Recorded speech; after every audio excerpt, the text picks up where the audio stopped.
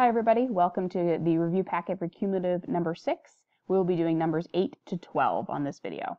And numbers 8 to 12 are all questions that were similar to what your cumulative test number 5 was about. Again, Mr. McConey and I both thought that more practice of each of these topics was a good idea. So let's take a look at number 8. Evaluate, find the exact ratio value. Now, to clarify what this means, an exact ratio value on the unit circle really means that your answer should be related to the coordinates in some way. Because what we're really doing here is we're plugging in an angle. And if you think about the unit circle, when you plug in an angle, either in radians or degrees, usually you get a ratio or a coordinate out. So your answer has to do with that. Negative 8 pi over 3 is not on the unit circle. So what we'd like to do first is find a coterminal angle. So we're going to take negative 8 pi over 3, and we're going to add 2 pi until we find something that's on the unit circle.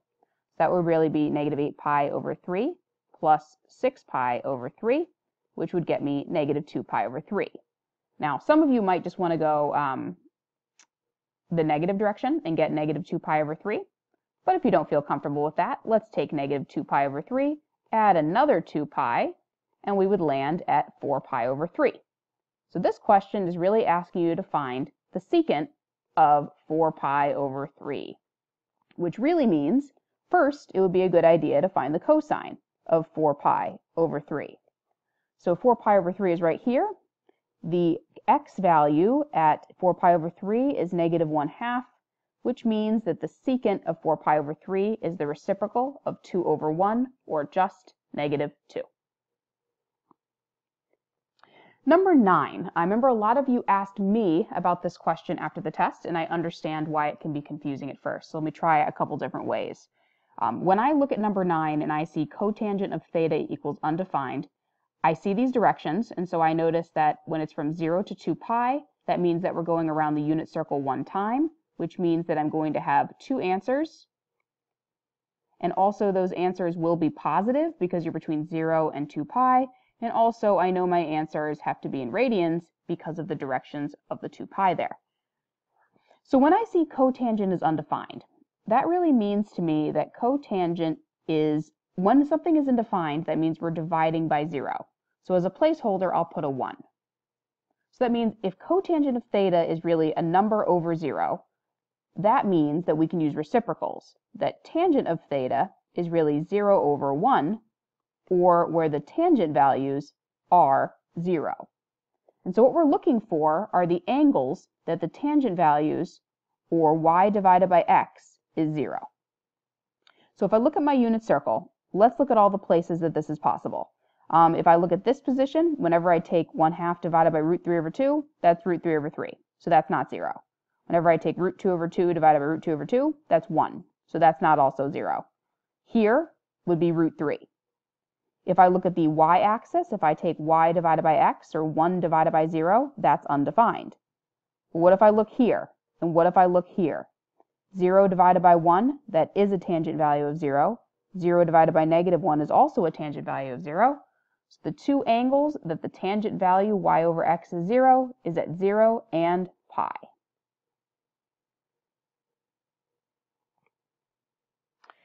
Number 10, we're dealing with composition of functions and also dealing with the inverses and the restricted quadrants. So if I look at part A, we always want to start inside out. So first we want to say, what is the tangent value at 3 pi over 4? If I took y divided by x, positive root 2 over 2 divided by negative root 2 over 2, that is negative 1.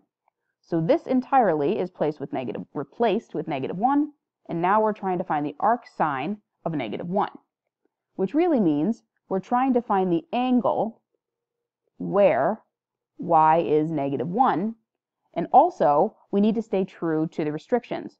The inverse sine or arc sine is restricted to quadrants 1 and 4. So let's look at our unit circle. Is there a place where the y value is negative 1? Yes, right here. Is 3 pi over 2 within my restriction of quadrants 1 and 4? Yes, it is. So I'm going to write 3 pi over 2 here, but I need to remember that when I have restrictions to quadrant 1 to 1 and 4, my answers need to be between negative pi over 2 and positive pi over 2, which means I'm not going to write my answer as 3 pi over 2, because if I try to go this way, I can't get past that wall. So if I go this way instead, my answer is negative pi over 2. Negative pi over 2 is a coterminal angle to 3 pi over 2. Part B. Let me erase what's on this unit circle here. All right. Part B. Arc cosine of the sine of 11 pi over 6. So I'm going to look at 11 pi over 6, and I'm going to look for the y value there, which is negative 1/2. So I'm going to replace this entirely with negative 1/2, and now I'm trying to find the arc cosine. So again, think about what you're doing. We had an angle. When I plug in an angle, I get out a ratio or a coordinate, and now I'm trying to find arc cosine, so I'm trying to find an angle, arc angle, where x is negative 1/2, and it's x because I see cosine, and we need to think the restrictions. Arc cosine is restricted to quadrants 1 and 2, so we're stuck in the top 2 quadrants. Is this true anywhere? Is the x value negative 1/2 in either of these quadrants? Yes, right here. So my answer, the angle, when I see arc, I'm leading to an angle where x is negative 1/2 is 2 pi over 3. We do not need to do 2 pi over 3 is between 0 and pi, where the restriction is, so this answer is fine. The next problem before I start it, yours says negative root 3 over 2, not negative root 2 over 2, so let's start there. So part C, we're going from inside out, and we need to focus on the angle first. So we're trying to find arc, so we're trying to find an angle. Arc cosine, just like part B, is restricted to quadrants 1 and 2. So we are in this region here, have to be stuck in the first top half of the unit circle. So if I'm trying to find an angle where x is negative root 3 over 2, and this has to be in these 2 quadrants. So let's think about that. X is negative root 3 over 2 right here at 5 pi over 6. So this completely is replaced with 5 pi over 6, and now we're trying to find the cotangent at that value. Some of you at this point know that when you have an angle that's 30 based, the tangent value is root 3 over 3, which means that the tangent value in the second quadrant would be negative root 3 over 3. If you're not sure about that, remember, if I want to find cotangent, I first need to think about tangent. So if I'd like to find the tangent of 5 pi over 6, that is really y divided by x, which is really 1/2 divided by negative root 3 over 2, which is really 1/2 times negative 2 over root 3, which is negative 1 over root 3, or negative root 3 over 3, which is where this answer comes from. However, the problem did not ask for tangent. The problem asked for cotangent. So if tangent is negative root 3 over 3, cotangent is negative 3 over root 3, which is negative 3 root 3 over 3, which is really negative root 3. Again, for the test's sake, some of you, I hope by now, are starting to recognize that if you see negative root 3 over 3, the reciprocal is root 3, and the reciprocal of root 3 is root 3 over 3. Very handy for time purposes. Okay, part D. Before I start this problem, we have to make sure it matches your packet. I don't know what version this is. Your packet says cosecant arc tangent of negative root 3. So let's not do that one. So your goal is to start inside out. So if we try to find the angle where the tangent value is negative root 3, and recognize we need to stick to quadrants 1 and 4, that's where arc tangent is restricted. So we're looking in these 2 quadrants, and if this is root 3 over 3, this angle is, the tangent value, is positive root 3, which means this angle, the tangent value will be negative root 3. So the angle that this is true would be at 5 pi over 3. So this can be, this angle is really 5 pi over 3, and we're trying to find the cosecant value at that angle. Now cosecant goes with sine. So the sine value at 5 pi over 3 is really negative root 3 over 2. So if I would like to find, if I would like to find the cosecant, I would take negative root 3 over 2. I would flip it to negative 2 over root 3 because of the reciprocals. I would rationalize. And so the cosecant value is negative 2 root 3 over 3. Okay, number 11. So, find the exact value of the composition. Please consider drawing a picture. Negative 5, 6 is not on the unit circle, and so whenever we see something that's not on the unit circle, I would suggest drawing some kind of triangle. Arc sine, even in this circumstance, is still restricted to quadrants 1 and 4. So because I see a negative ratio, if I had to pick between quadrant 1 and quadrant 4, I would pick quadrant 4 because that is where sine is negative.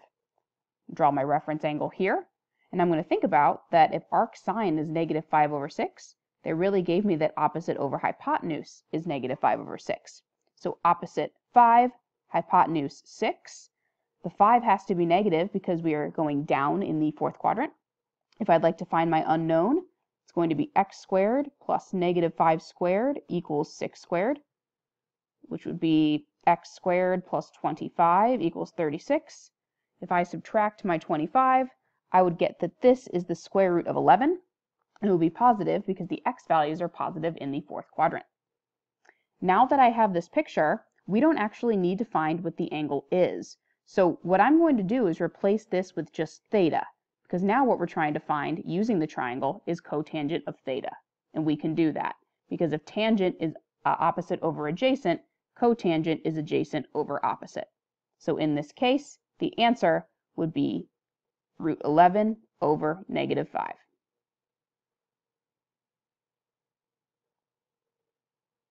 Number 12, given the following, we want to solve for theta in radians. We want all of our final answers to be in 3 decimal places. And again, this directions here tells me that the answer should be in radians, tells me that I should have 2 answers, and tells me that my answers should all be positive. So if I look at the first part, this says sine or y is negative.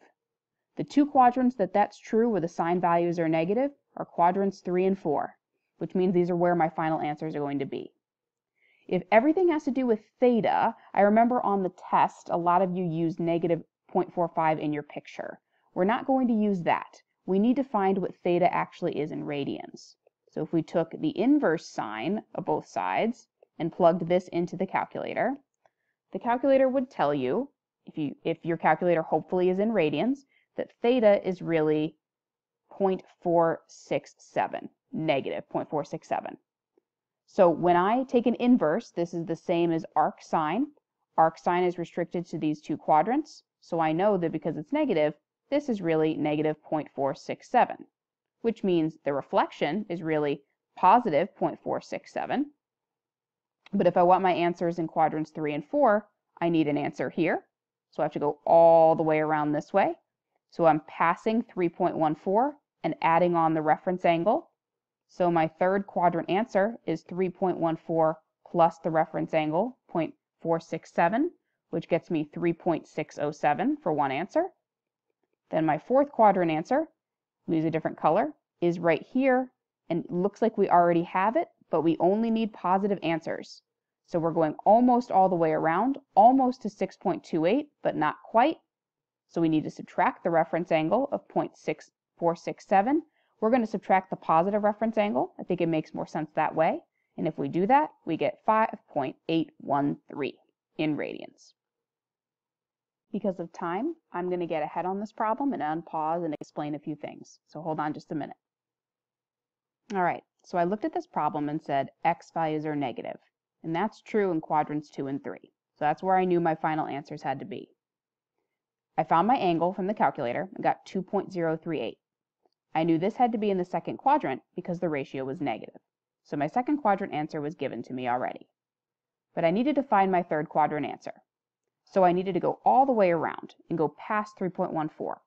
But in order to do that, I needed to find this tiny little reference angle first. And to do that, I took 3.14 minus 2.038 and got 1.102. Then what I did was I said that the actual third quadrant answer was 3.14 plus 1.102.